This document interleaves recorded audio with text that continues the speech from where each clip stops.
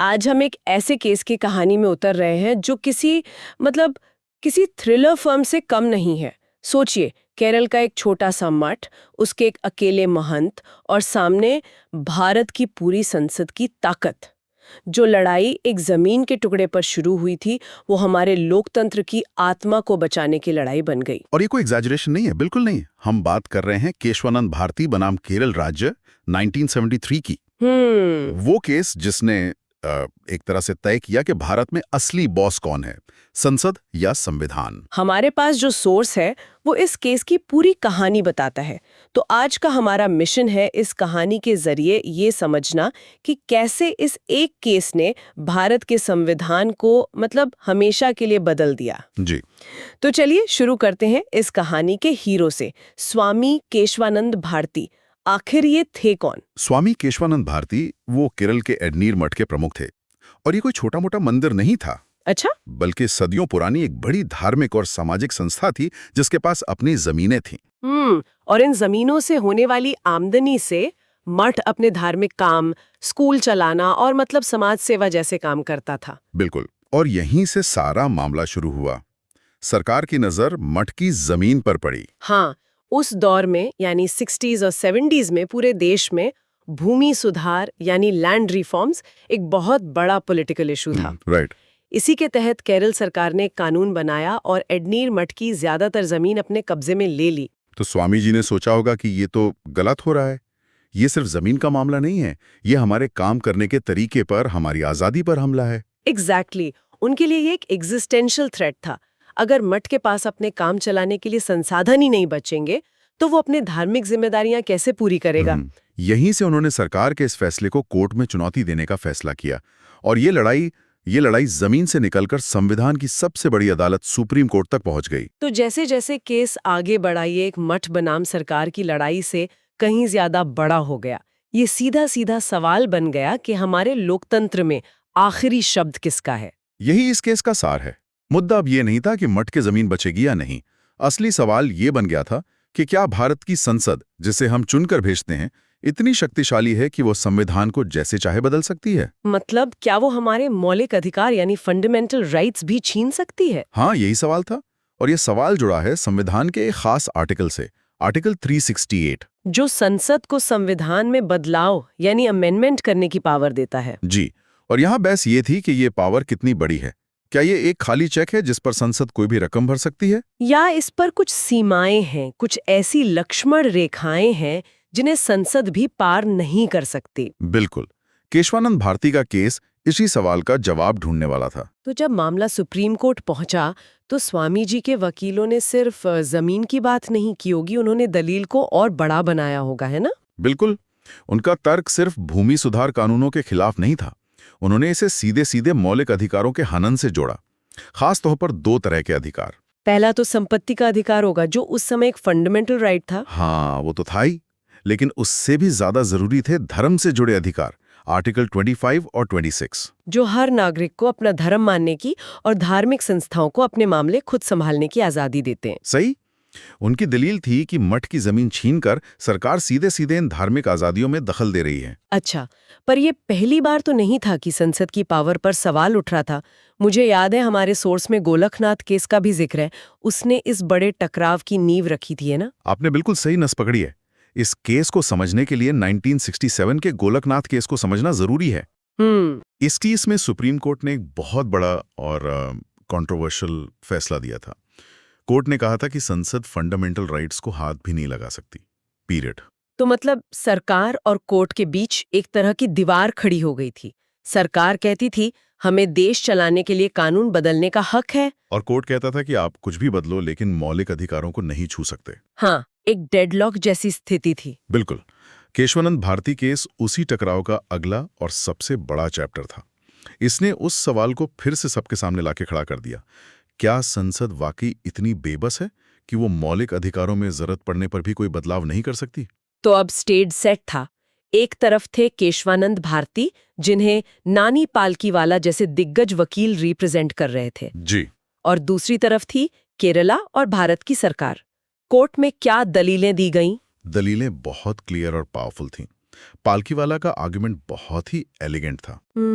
उन्होंने कहा हाँ, हम मानते हैं कि संसद को संविधान बदलने का हक है, लेकिन बदलने अमेंड का मतलब होता है सुधार करना, बेहतर बनाना। अच्छा, इसका मतलब ये नहीं होता कि आप उस चीज को बर्बादी कर दें। ये तो बहुत दिलचस्प पॉइंट है कि आप घर की मरम्मत कर सकते हैं, नया रंग कर सकते हैं, बिल्कुल, पर आप घर की नींव ही नहीं तोड़ सकते। एग्जैक्टली। आपने मेरे मुंह की बात छीन ली। यही वो एनालॉजी है जो इस केस की आत्मा है। पालकीवाला ने इसी नींव को एक नया नाम दिया, संविधान का मूल ढांचा या बेसिक स्ट्रक्चर। अच्छा, उन्होंने कहा कि संसद कोई भी बदलाव करे, लेकिन वो संविधान की इस आत्मा, इस बेसिक स्ट्रक्चर को नष्ट नहीं कर सकती। वाह, ये तो एक ब्रिलियंट आइडिया था।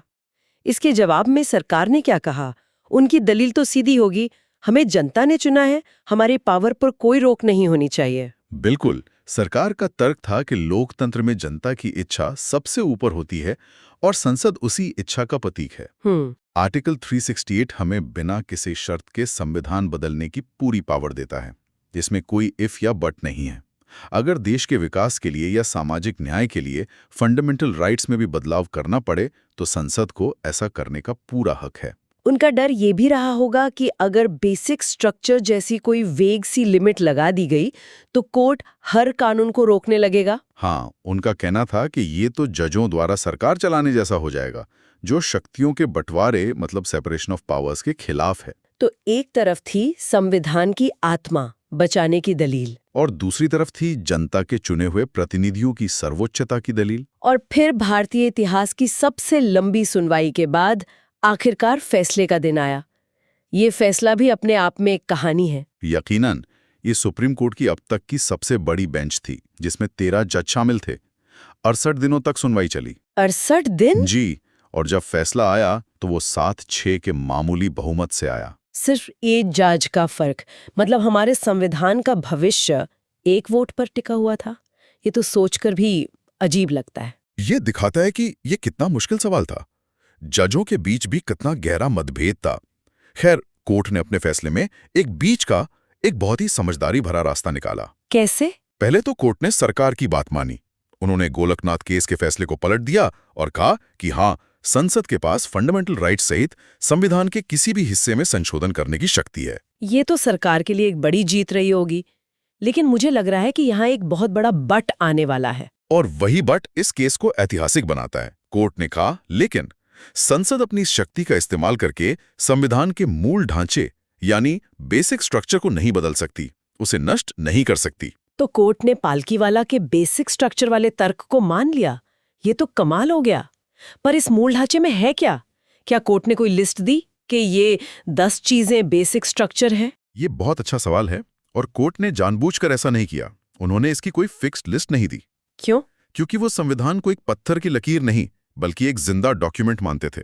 उन्होंने कहा कि समय के साथ जैसे जैसे नए केस आएंगे, हम तय करेंगे कि बेसिक स्ट्रक्चर में और क्या-क्या शामिल है। लेकिन कुछ तो उदाहरण दिए होंगे, कुछ तो बताया होगा। हाँ, उन्होंने कुछ नॉन नेगोशिएबल चीजें बताई, जैसे संविधान की सर्वोच्चता, सुप्रीमेसी ऑफ द कॉन्स्टिट्यूशन। मतलब कोई भी संविधान से ऊपर नहीं है। बिल्कुल। फिर भारत का लोकतांत्रिक और गणतांत्रिक स्वरूप, देश का धर्मनिरपेक्ष चरित्र, सेक्युलर कैरेक्टर, और शक्तियों का बंटवारा, सेपरेशन ऑफ पावर्स, मतलब लेजिस्लेचर, एग्जीक्यूटिव और जुडिशरी अपना अपना काम करें और एक दूसरे के काम में दखल ना दें। इन्हें मूल ढांचे का हिस्सा माना गया। तो इस सब का असली मतलब क्या हुआ? इस फैसले ने असल में क्या बदला? इसने सब कुछ बदल दिया। सबसे पहले तो इसने संसद और न्यायपालिका के बीच के डेडलॉक को खत्म किया। अच्छा, इसने संसद को जरूरत के हिसाब से कानून बदलने की शक्ति दी, लेकिन साथ ही उसके हाथ में एक बेलगाम घोड़ा देने से भी रोक दिया। और इसने कोर्ट की भूमिका को बहुत मजबूत कर दिया। एक तरह से कोर्ट को संविधान का गार्डियन बना दिया। बिल्कुल। इसने जुडिशियल रिव्यू के सिद्धांत को बहुत मजबूती से स्थापित किया। जुडिशियल रिव्यू मतलब कोर्ट की वो शक्ति जिससे वो संसद के बनाए कानूनों की जांच कर सकती है। जी। तो जुडिशियल रिव्यू एक तरह से सुप्रीम कोर्ट के लिए रेफरी की भूमिका जैसा हो गया कि संसद कोई भी चाल चले, लेकिन अगर वो खेल के बुनियादी नियमों के खिलाफ है तो रेफरी सीटी बजाकर कह सकता है ये फाउल है, ये मूव रद्द किया जाता है। इससे बेहतर एनालॉजी नहीं हो सकती। अब ये तय हो गया था कि संसद कोई भी संविधान संशोधन पास करे, सुप्रीम कोर्ट उसे बेसिक स्ट्रक्चर की कसौटी पर परखेगा। और अगर वो संशोधन उस कसौटी पर खरा नहीं उतरा तो कोर्ट उसे रद्द कर सकता है। बिल्कुल। और इस फैसले का असर तो आने वाले सालों में और भी ज्यादा देखा होगा।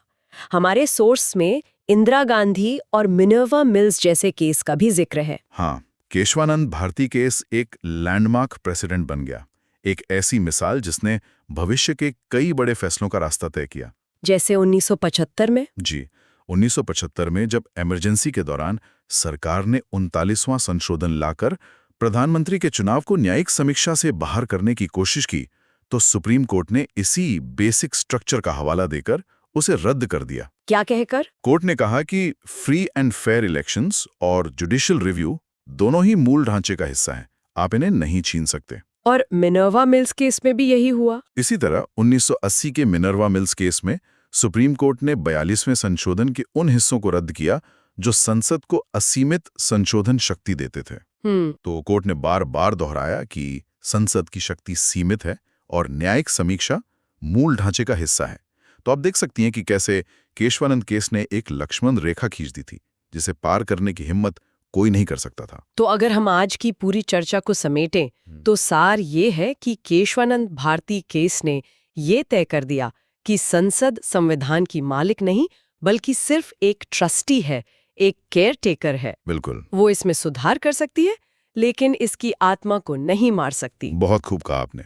वो संविधान की इमारत में नए कमरे बना सकती हैं, खिड़कियां लगा सकती हैं, दीवारों पर नया रंग कर सकती है, लेकिन वो उस इमारत की नींव को, उसके फाउंडेशन को नहीं हिला सकती। और यही संतुलन हमारे लोकतंत्र को इतना मजबूत बनाता है। जी। इसने ये भी सुनिश्चित किया कि हमारा संविधान किसी एक पार्टी या किसी एक नेता की विचारधारा का गुलाम न बन जाए। सही बात है। और ये हमें आज के लिए एक बहुत ही दिलचस्प सवाल पर छोड़ जाता है। क्या मूल ढांचा या बेसिक स्ट्रक्चर एक बहुत शक्तिशाली विचार है। इसने हमारे लोकतंत्र को बचाया है, लेकिन जैसा हमने बात की, इसकी कोई फिक्स्ड लिस्ट नहीं है। हाँ, ये एक लिविंग आइडिया है जो समय के साथ विकसित होता है। बिल्कुल। अब सोचिए जब हमारे सामने नई चुनौतियां आती हैं, जैसे प्राइवेसी का अधिकार, क्लाइमेट चेंज या आर्टिफिशियल इंटेलिजेंस से जुड़े सवाल, तो ये तय करना अदालतों पर ही निर्भर करेगा कि संविधान की इस बुनियादी आत्मा का, इस कोर का और क्या-क्या हिस्सा है। ये बहस कभी खत्म नहीं होगी। ये सोचने के लिए एक बहुत ही गहरा विचार है। एक संविधान जो जिंदा है, जो सांस लेता है, उसे भविष्य की मनमानी से कैसे बचाया जाए और साथ ही उसे समय के साथ प्रासंगिक भी कैसे बनाए रखा जाए।